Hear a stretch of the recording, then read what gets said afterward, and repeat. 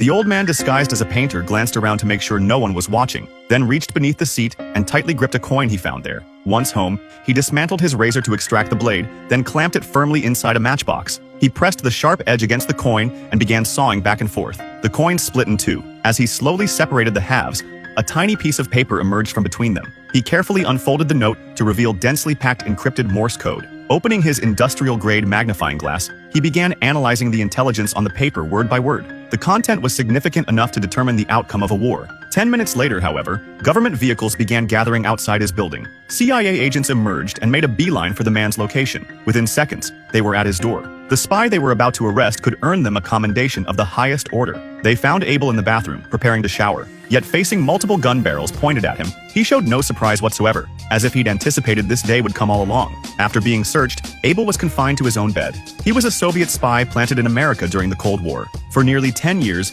he'd remained undercover, stealing intelligence that shortened the Soviet Union's nuclear development timeline and directly shattered America's nuclear monopoly. During the Cold War, his value was equivalent to an elite military unit. As a KGB agent, Abel displayed none of the panic typical of ordinary people under arrest. Instead, he remained calm and composed. His priority now was to destroy anything that could be used against him. He asked the agents to let him clean his palette, or the paints would be ruined. The agents thought nothing of it and agreed. Noticing one agent still watching him, Abel asked him to help dispose of a cigarette butt in the ashtray on the windowsill. In that brief moment, Abel sprang into action. He mixed the intelligence he'd received with garbage from his oil paintings, quietly destroying the evidence. Watching his room turned upside down, Abel remained unfazed. As a top-tier spy, he would never expose his weaknesses so blatantly to the enemy. Next, Abel would face the American legal system. To demonstrate that American judicial fairness surpassed the rest of the world, the federal court appointed him a defense attorney. This seemingly insignificant gesture would unexpectedly cause everything that followed to deviate completely from everyone's expectations. Upon learning he was to defend a spy,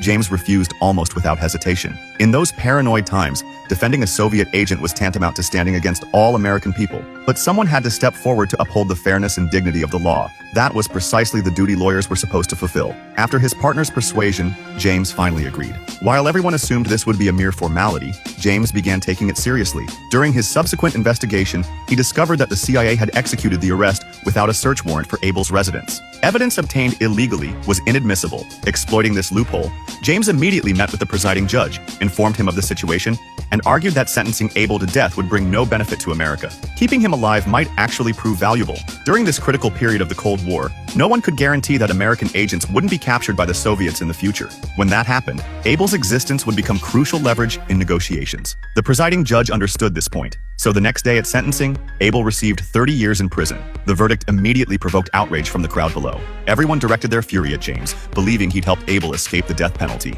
His family suffered undeserved consequences, and the entire household was shrouded in anxiety. Whether James regretted taking the case, perhaps only he knew. But a turning point arrived quickly. A U-2 spy plane appeared in Soviet airspace. Its audacity stemmed from flying at an altitude of 24,000 meters, equivalent to 8,000 stories, of an ordinary residential building.